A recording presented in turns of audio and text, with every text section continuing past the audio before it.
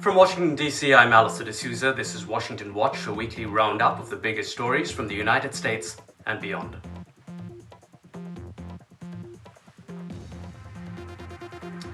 Wall Street slides at the open and global stocks fell Friday as Trump's tariff jitters, they sent jitters in all corners of the world. Trump slaps sweeping duties on more than 90 countries, igniting fears of a global trade war. India sees 25% tariffs plus additional penalties over its Russia ties. Canada stung by 35% duties.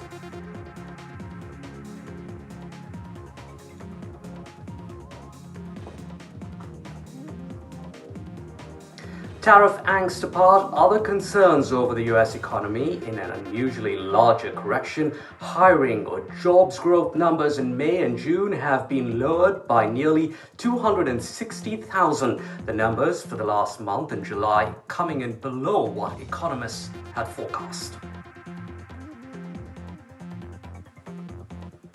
At the time, did you know why he was taking those young women, including Virginia? No, I don't know really why. But I said if he's taking anybody from Mar-a-Lago, he's hiring or whatever he's doing.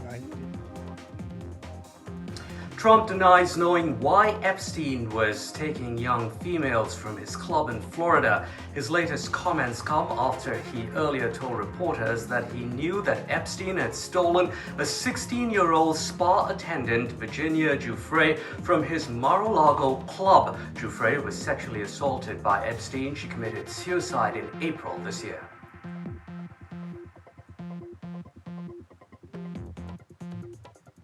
President Trump's Middle East envoy, Steve Witkoff, and U.S. Ambassador to Israel, Mike Huckabee, made a rare visit to Gaza Friday amid a starvation crisis. The United Nations says since late May, nearly 1,400 people have died along the routes of food convoys. The UN says they have mostly been killed by the Israeli military. He's done a bad job. Now he's got a meeting today, but I call him too late. You know, he's always too late. I hear they're going to do it in September, not today. For what reason? Trump lashing out at Fed Chief Jerome Powell after the U.S. Central Bank once again kept interest rates steady for a fifth meeting in a row. The move is in defiance in what some see as a bullying campaign by President Trump for the Fed to slash borrowing costs.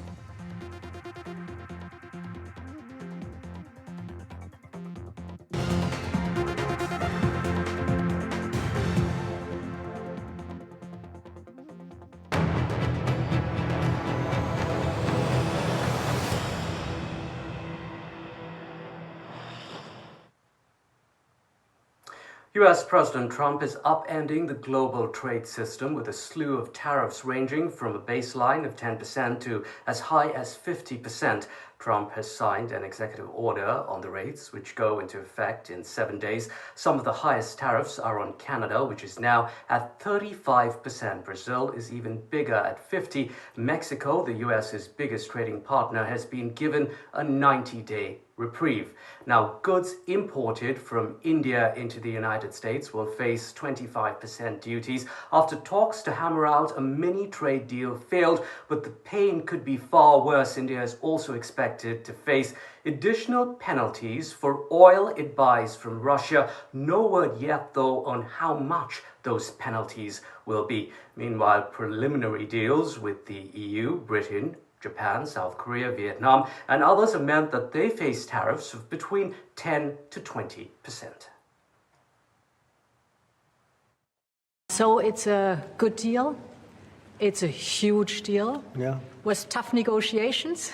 I knew it at the beginning, and it was indeed very tough, but we came to good conclusions for both sides. Let's take a closer look at the deal-making with Trump and the fallout. Also, what's next for countries hoping to strike a deal like India? We're joined by William Lee. William is chief economist at the Milken Institute. William, thank you for your time here on this Friday morning. Let's start by talking about those that managed to get that initial deal. On the one hand, it would be tempting to say that they have clarity now, but if we look at the EU, for example, it's seen as heavily tilted in favor of the US, French President Macron calling it a dark day. Why couldn't the EU and other countries have perhaps fought harder? Well, I believe a lot of the countries have their own national interests in mind, and they don't really want to open up their markets to foreign competition. So you find that a lot of countries don't want to make investments in the United States and partner with the U.S., as President Trump has requested.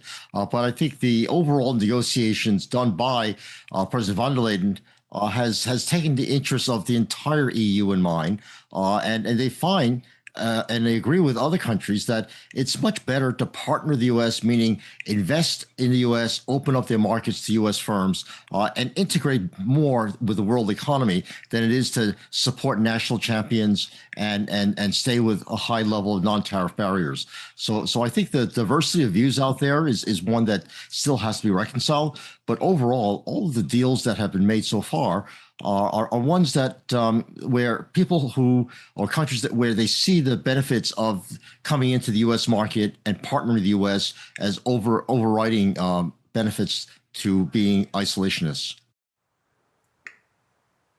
William, how do you see the US's attempts at a bilateral deal with India playing out? New Delhi was one of the first to start negotiating, and a mini trade deal has really proved to be elusive. What do you make of New Delhi playing hardball and really not giving into Trump's demands? I believe that's a sad story because at the beginning of this year, when President Trump met with President Modi and the Vice President Vance was there with his family, the attitude toward India was so positive. India could have asked for almost anything and gotten quite a lot of concessions. But right now, because India has chosen to, as I said earlier, not partner with the U.S. and not open up its markets for U.S. firms, and has insisted on trading in the energy markets with Russia as extensively as it has, and continue to promote the BRICS agenda, which is one of trying to at least reduce the role of the dollar in international transactions. These last several months have, I think, pushed India away from the very favorable position that it had at the beginning of this year. Indeed, that's all we have time for here. Thank you very much, William, for joining us here. And of course, India maintaining its position that it's looking at food security and other reasons why it continues to keep its sectors like agriculture protected. Now, despite the tariff uncertainty in the near term, India appears to be keeping its eye on the prize, a larger bilateral trade deal with the US, which remains to be hammered out potentially in the next few months. Now, New Delhi reaffirmed the strength and resilience of India-US relations while also vouching for its partnership with Moscow given Trump's threats and slapping additional penalties over India's purchases of cheap Russian oil. Ties with any country, or all the ties that we have with various countries, they stand on their own merit, and they should not be seen from the prism of a third country. As far as India-Russia relations are concerned, we have a steady and time-tested partnership. Now, for over 5 million South Asians living in the US, tariffs could have an impact in all kinds of ways. Some worry about the cost of living in the US, which could curb disposable incomes, even hurting how much money they send back to India. The US is India's largest source of remittances. For Indian American entrepreneurs, it's worries over the high cost of imports, be it from India or elsewhere. Now, earlier this week, I met with one small business owner who says she's completely spooked. For months, it's been a guessing game on tariffs as far as Indian goods imported into the US go, but for stores like this one, the pain has already begun to creep in.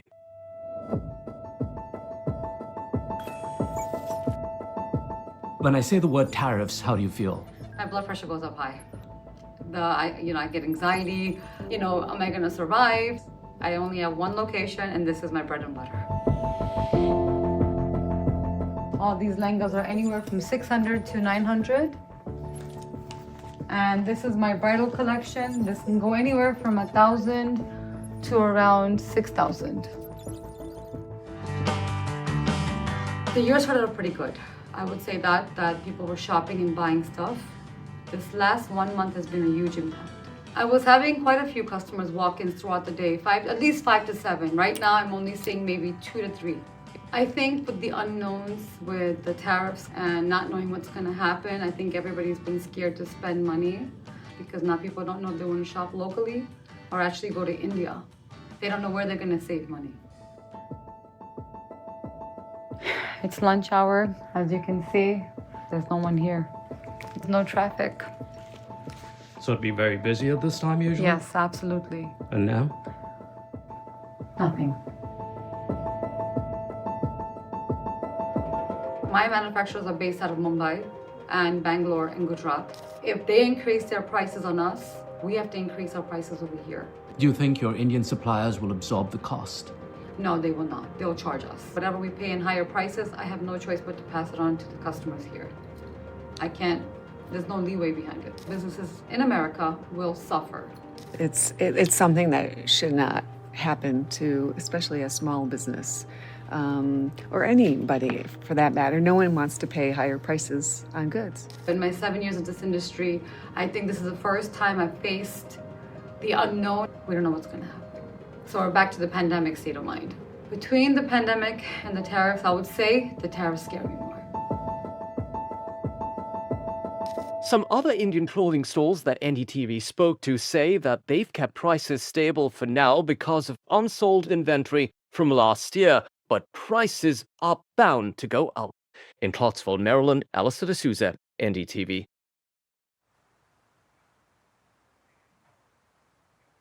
Now, according to a new YouGov and Economist poll, Trump's net approval rating has dropped to -15. That's a sharp slide driven by economic pessimism, also soaring prices and growing unease over his handling of immigration. The Jeffrey Epstein scandal is casting a long shadow, with over 2/3 of Americans, including many Republicans, now believing the government is covering up key evidence, while the president still enjoys support in deep red states. Even some of his core voter bloc seniors and white working class men are showing signs of disapproval. Now, this week saw several developments with the Epstein story. Here's what you need to know. One, Democrats have used an archaic law in a bid to get the Justice Department to release more documents related to the deceased child molester. The law from 1928 has seldom been used, and so its success really remains unclear. Now, the other headline on Epstein this week, a CBS investigation of the prison video on the night he died, may have inconsistencies according to the news network. It raises doubt over a person dressed in an orange suit approaching a staircase leading to Epstein's prison cell area. Federal agents have concluded it was a corrections officer, but a forensic video expert told CBS it was likely someone in a prison inmate's jumpsuit. Now, CBS also says only a tiny portion of the staircase was visible on camera, with large portions cut off. Both the Biden and Trump administrations have said Epstein died by suicide and was not murdered. Now, in other news, a Republican-led congressional committee has rejected a request by Epstein's convicted close associate, Ghislaine Maxwell, for immunity if she testifies before Congress.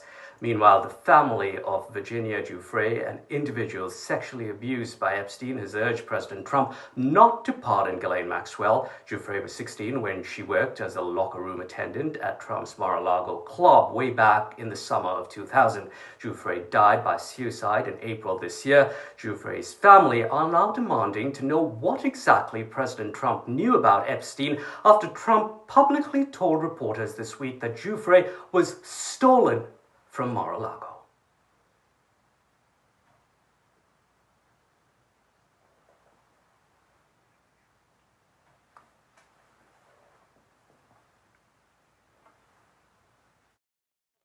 Saying that Jeffrey Epstein poached 2 of your staffers. Who were the? Yeah, I don't want to say 2, or I don't want to say any number. You're talking about many years ago, but yeah, he took people, and because he took people, I said, don't do it anymore. You know, they work for me, and he took Beyond that, he took some others. And once he did that, that was the end of him. Let's take a closer look at the story. We're now joined by Ankush Karduri, a former federal prosecutor, which is basically a lawyer representing the U.S. government in big federal cases. Ankush, thank you for your time here on Washington Watch. Ankush, U.S. President Trump told reporters he had the authority to pardon Maxwell. He said he has that authority to do so, but no one has asked him to do it yet. Now, Ghislaine Maxwell is, of course, in prison appealing her conviction. What do you see happening? Wouldn't really a pardon only fan those flames of the controversy further?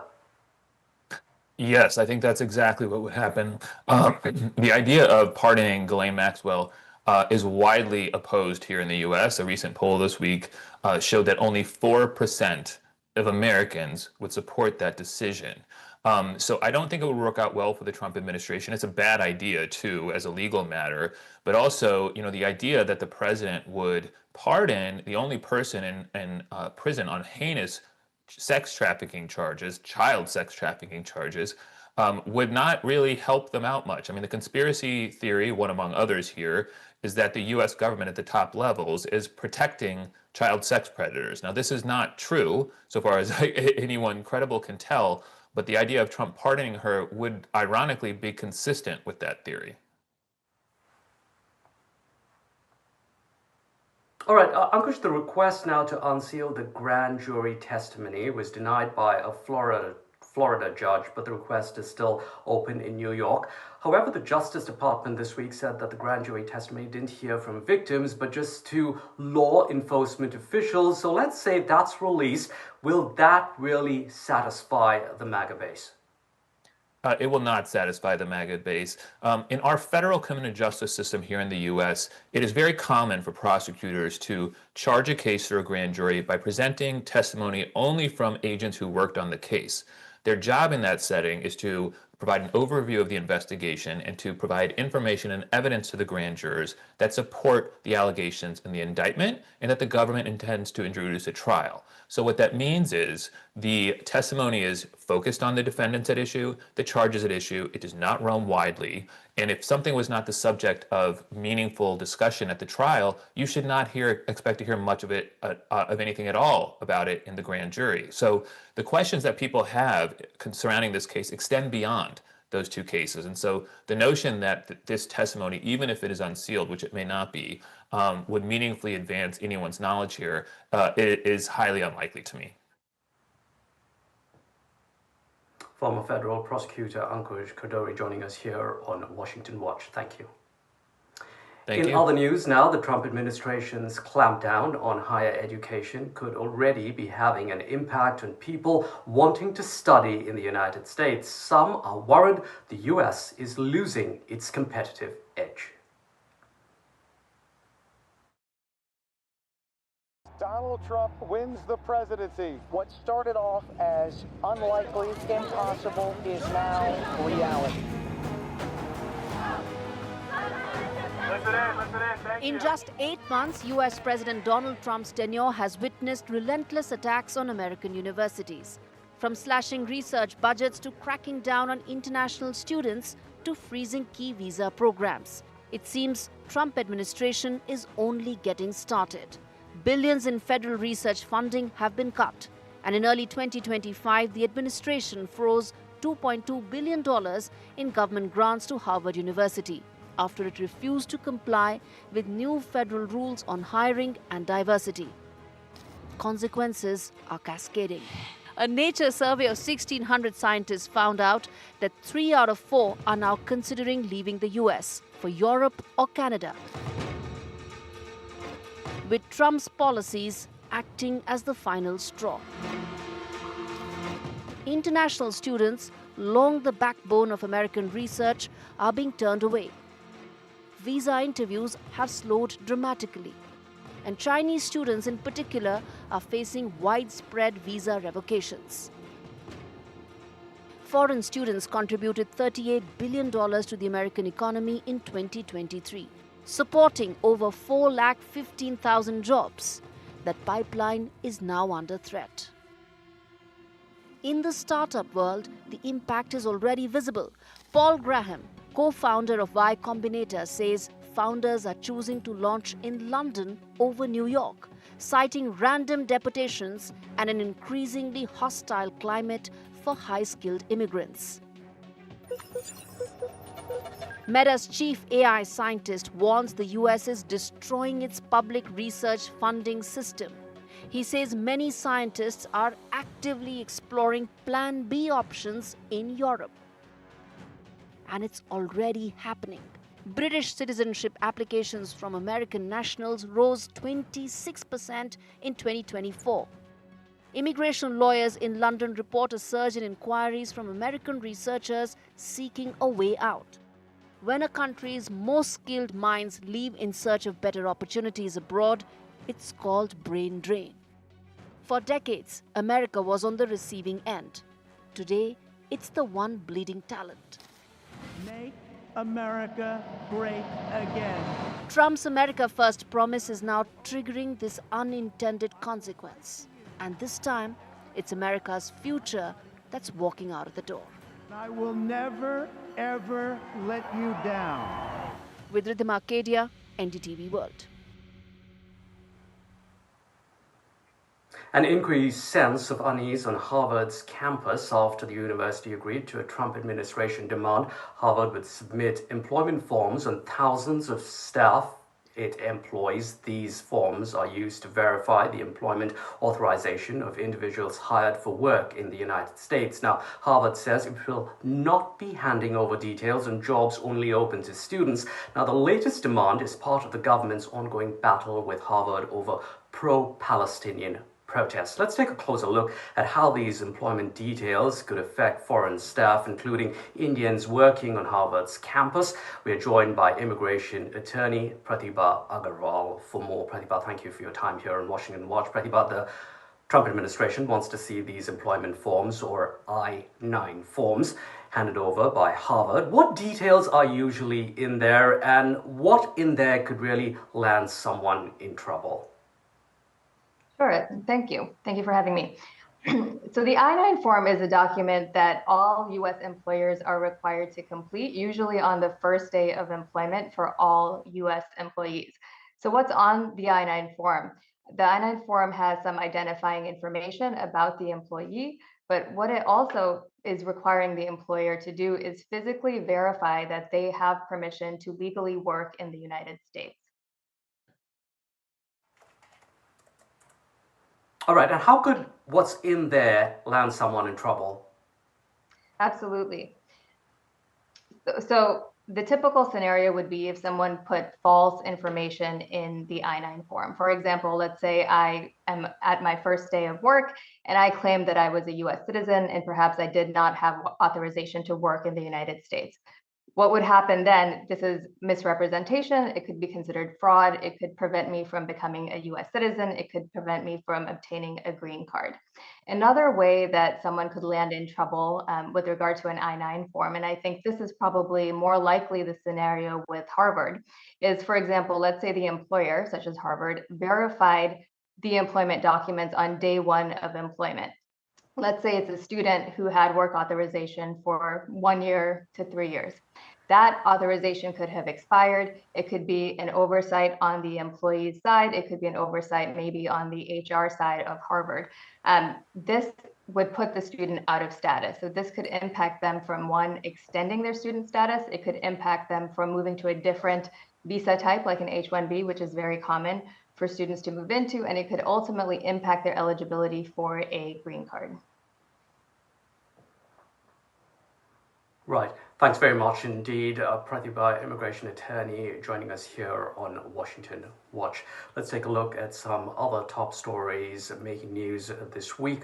Let's head to Gaza to look at an important visit by the U.S. envoy there as well. U.S. Special Envoy Steve Witkoff says he spent over 5 hours in Gaza on Friday to assess the humanitarian crisis firsthand in a post on X. He said the visit was aimed at giving President Trump a clearer picture of the situation and helping shape a plan for delivering food and medical aid. Witkoff and U.S. Ambassador to Israel, Mike Huckabee, also held talks with Israeli officials a day earlier to discuss the worsening conditions in the enclave. That's it for Washington Watch. I'm Alistair D'Souza.